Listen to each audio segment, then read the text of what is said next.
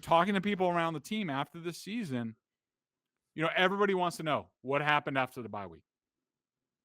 From what I understand, I don't know specifically what happened, but I could tell you Bill Belichick needs to do a deep dive if he wants to, because 2 of his sons are on that staff, and maybe he doesn't want to face reality. Somebody needs to make him face reality that there's a leadership problem on that defense in terms of the coaching staff and how it filters down to the players.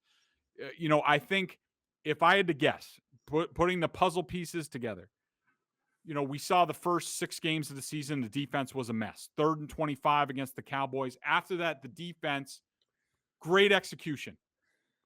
Bill took over the defense, in my opinion. Yes. There was an alpha male on the defensive side. This is what we're going to do. This is how we're going to do it. This is your job. This is what you're going to do. And that's what all the players bought into. I think, I don't know this, but I think after the bye week or during the bye week, Bill gave control back to Steve Belichick and Gerard Mayo and said, all right, these guys are primed and ready to go. Take it home. And I think at that point in time, I think some of the players started to have doubts about their role, about what are we doing on defense? Is the game plan the right way? Questioning play calls, like we heard Devin McCourty questioning play calls in the first 6 games of the season. Yep. We didn't hear that outwardly at the podium, but I think that was going on behind the scenes. And I think there was certainly a disconnect on defense between the coaches and the players and their execution, and that was reflected on the field. So one of the things Bill has to take a strong look at this offseason, if he wants to be honest with himself, is what's going on in the defense. Who's gonna be in charge of the defense next year? Who's gonna be the alpha male voice that's gonna get crap done? And if Gerard leaves, is it gonna be Steve?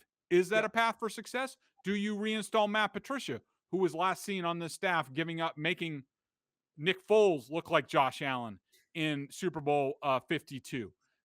Those are hard questions that need to be asked. But in my opinion, there's no question, talking to people around the team, there was a huge disconnect between the players and the coaches on defense down the stretch. And that was the reason for the fall for them. And if Bill does have that conversation with himself, let's compare it to the quarterback that went out the door. Tom Brady going to Tampa almost acknowledged, I can't do this all by myself. Bill has to have that moment for himself as well as a coach.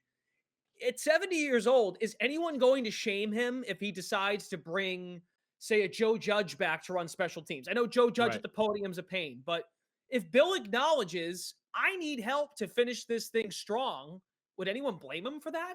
No. Just like no one blames Tom Brady for going to Tampa and bringing in Leonard Fournette and bring Gronk back and bring in, it's kind of the same thing. Like, it's almost Brady admitting, like, I can't do this all alone at this stage of my career. An elite defense. They accumulated great young draft picks in that front 7 in Tampa. If Bill were to bring back some older people to help run a show, Dante Scarnecchia for years. Remember, Bill would bring him back and say, Dante, please. Like, kind of similar situation here for Bill. He has to come around on that, but I do understand. I think he's found himself, Greg. I think he's trying to find a fine line of developing his staff while also trying to still be in charge of everything. And he's having trouble trying to find that balance, right? Especially if you're saying, if your intel is correct, which I think you've done a great job historically getting pretty good information.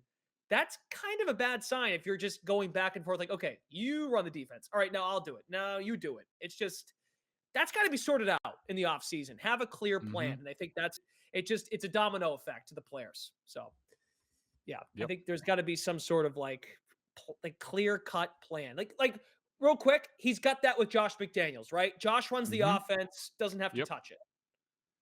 Maybe it's Matt Patricia. I mean, look, I'm not crazy about that.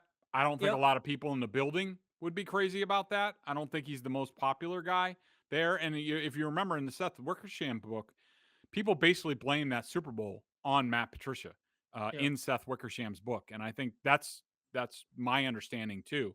And so, but at least he has experience and he might have learned a lot of things from Detroit. And you come back, everybody makes mistakes. Nobody's perfect. I'm sure Josh McDaniels made a ton of mistakes in Denver, and he's acknowledged that. So who knows? I mean, in a perfect world, Matt Patricia comes back. He's a better coach. He's the alpha on defense, and they get their crap together. Yep. Yep. And maybe, But of course, there's a lot of personnel issues that need to be figured out. Namely, and we'll deal with that in the offseason, but they need more man cover guys, and they need a better defensive line, and they need speed at linebacker. So, exactly right. And it maybe like take Patricia out of being something that he's not, which is maybe he's not Ernie Adams. Maybe he can still be a defensive coordinator.